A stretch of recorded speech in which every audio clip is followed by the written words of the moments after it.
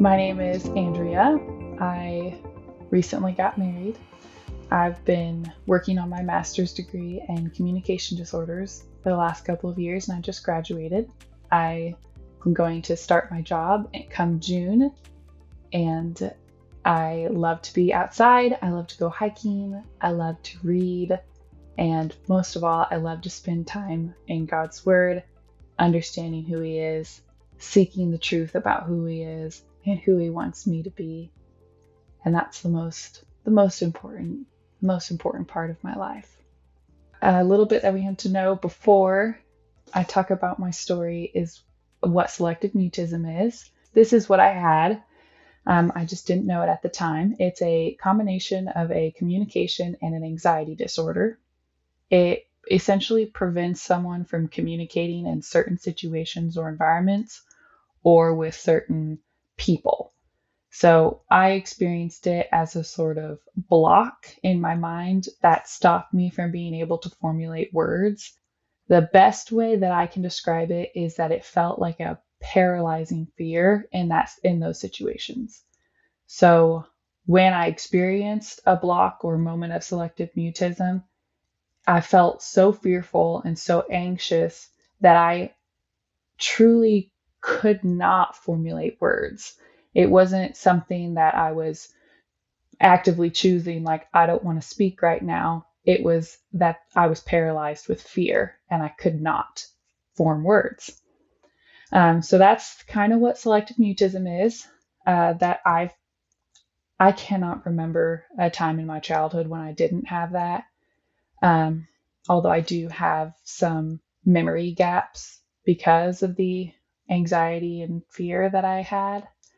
Um, but I had it for essentially my whole childhood, all the way up until I was 14, which was about 10 to 12 years.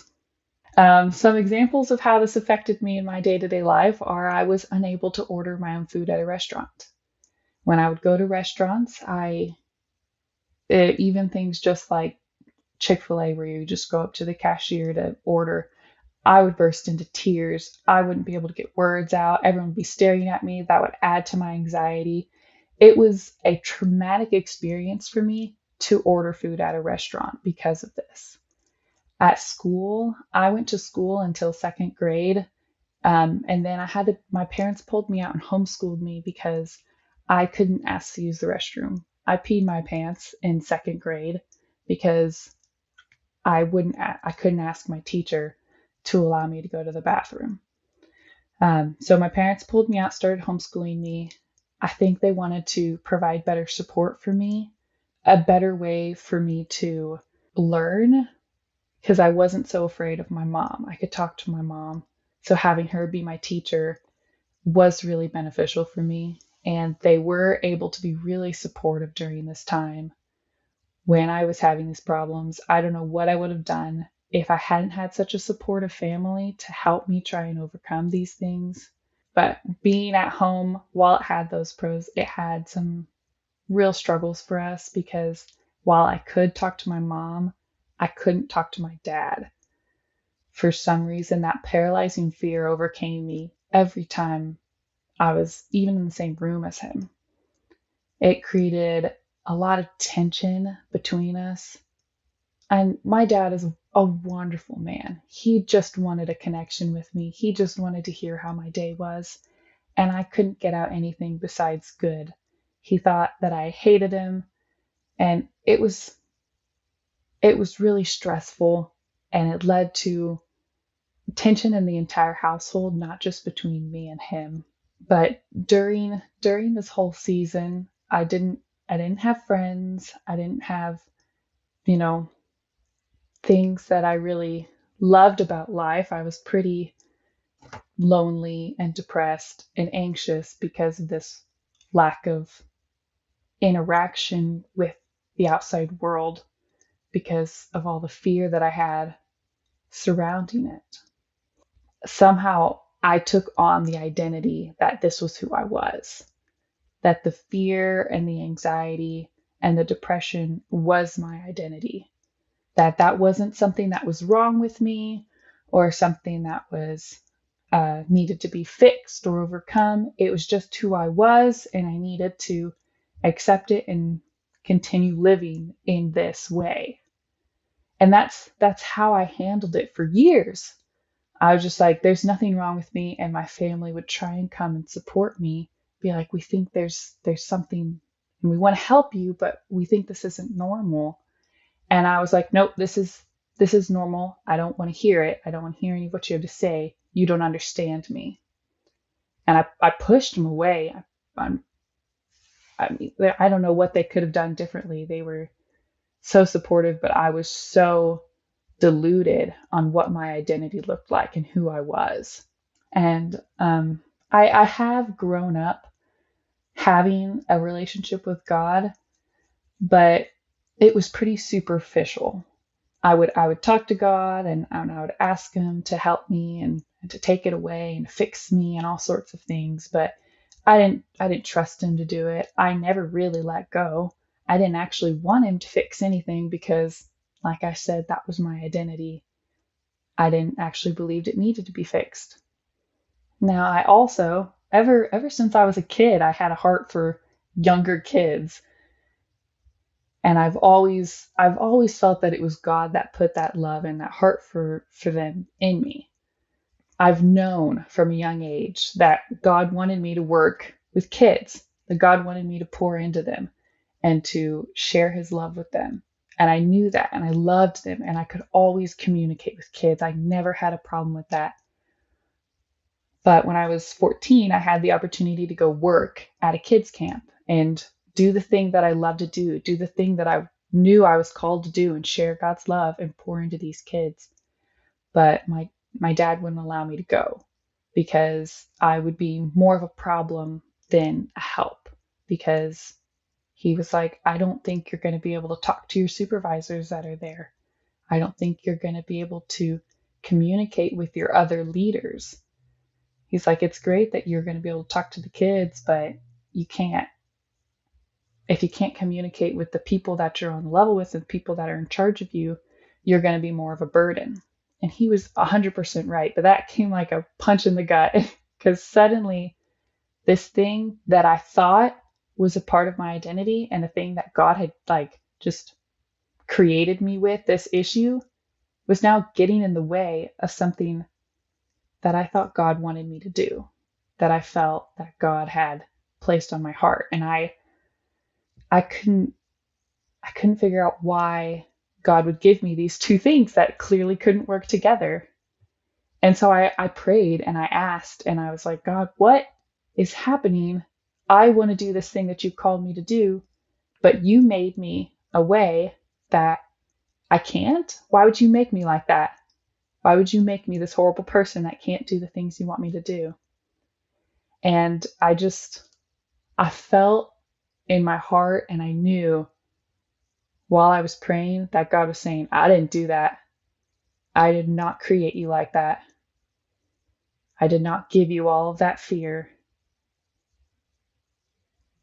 And I was like, oh, if God didn't give me this fear, how did it get here?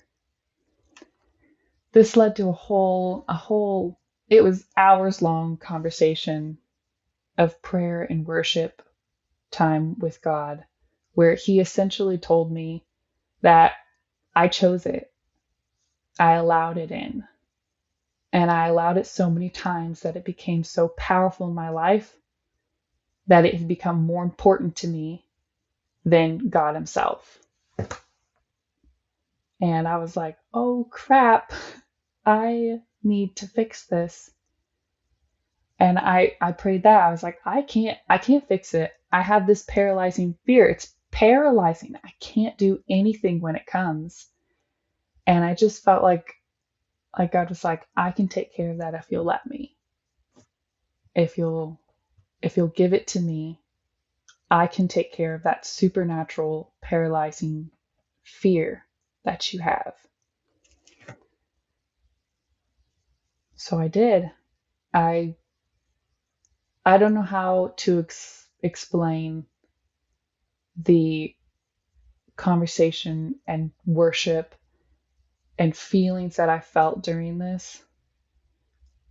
But it was the most powerful encounter I've had with God, I think even to this day, where I felt something different. I felt like I understood a whole new aspect of God. This part of God wanted to, that actually wanted to help me. That wasn't just leaving me drowning in all of this anxiety and fear. It was a God who wanted to partner with me and who wanted to take away the paralyzing fear, and who wanted to walk with me to overcome and conquer the rest of it.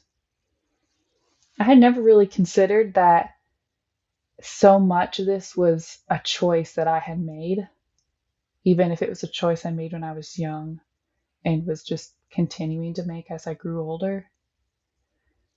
But it was within my control, and I was the one not allowing God to come in and change me because I was too comfortable with where I was at.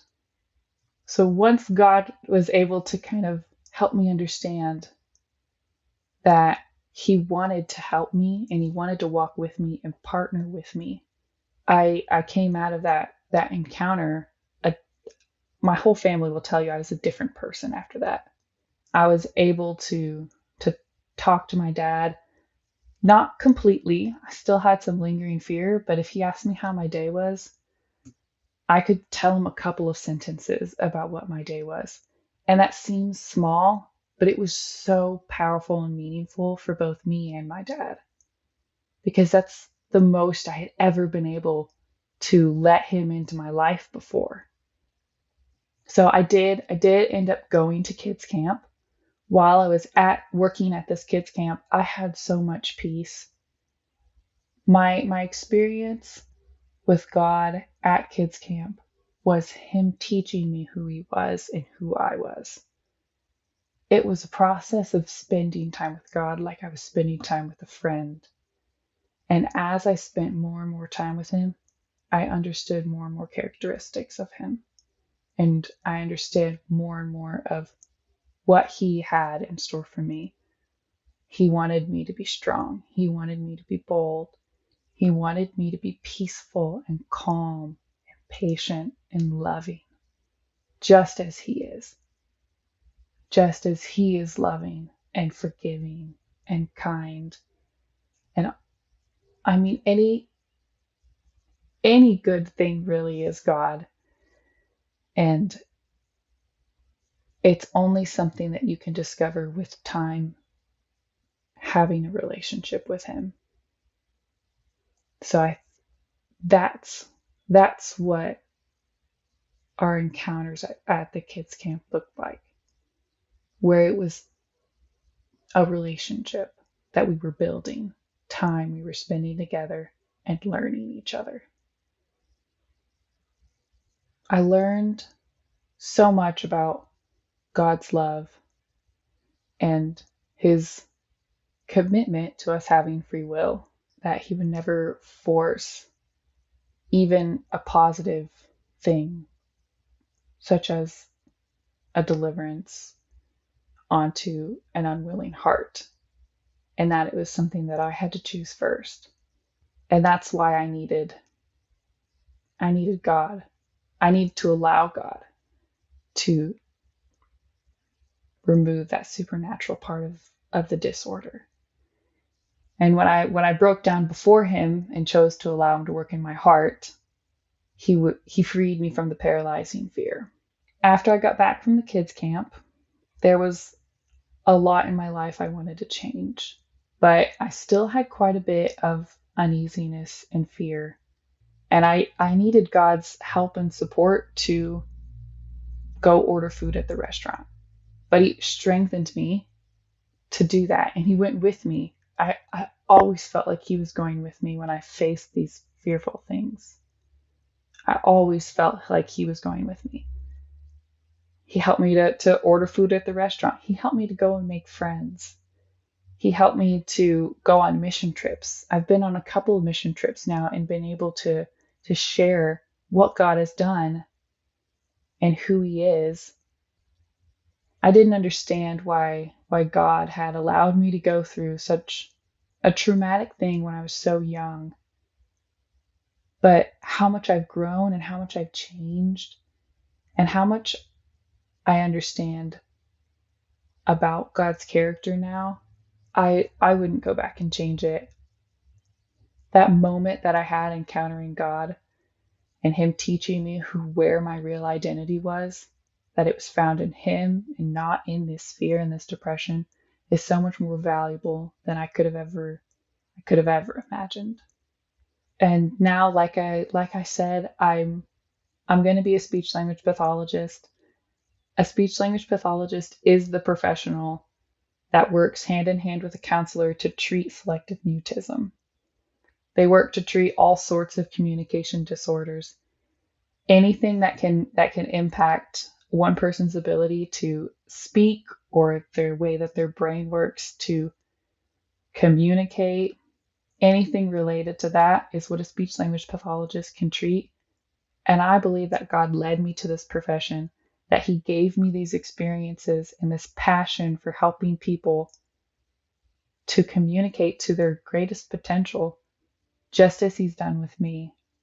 He's given me a heart for wanting to do that for others, to be a part of that transition for them. So I was deluded about my identity because I thought my identity was in the way that I, at that time, acted.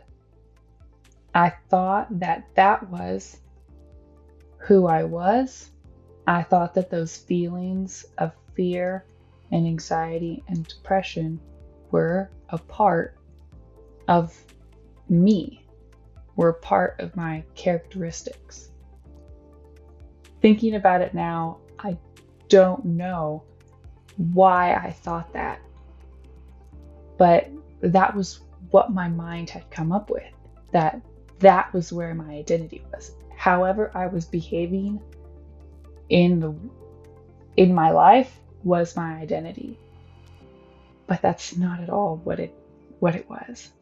My identity was who God intended for me to be. That's who I am. And every day of my life, I try and get closer to that person that God is shaping me to be. My identity isn't in my struggles and my problems and my weaknesses. It's in who God sees me as. What is God's vision for Andrea? That's my identity. He had to show me that who I thought I was and who I was finding my identity in was not true. That wasn't me. And He had to show me who I actually was.